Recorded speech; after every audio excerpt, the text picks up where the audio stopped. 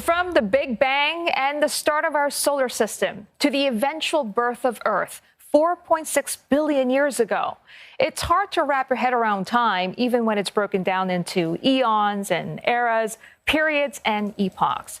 But imagine it as a 24-hour clock, Earth's dramatic formation and early days, the origin of microscopic life, and from there, rapid stages of evolution.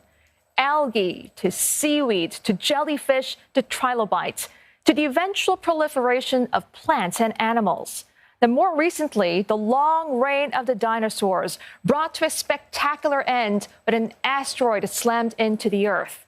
The latest of 5 mass extinction events on the planet that has weathered periods of extreme warming and extreme cooling.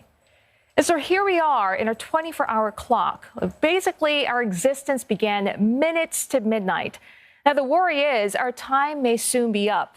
Many scientists argue we are at a tipping point, with rising temperatures melting ice caps and carbon-rich permafrost, changing ocean currents and killing off coral.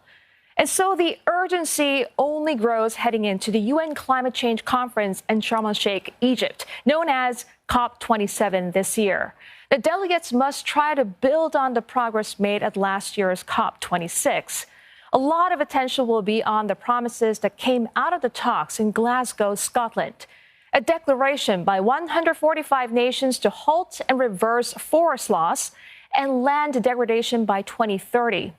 A pledge by more than 100 countries to cut methane emissions by 30% by 2030. And a vow by hundreds of financial firms controlling more than $130 trillion in capital to achieve net zero emissions by 2050. The other topics in the spotlight include scaling up support for adaptation, addressing loss and damage due to extreme weather, and to that end, developed nations honoring a vow to set aside $100 billion annually in climate finance to support developing countries.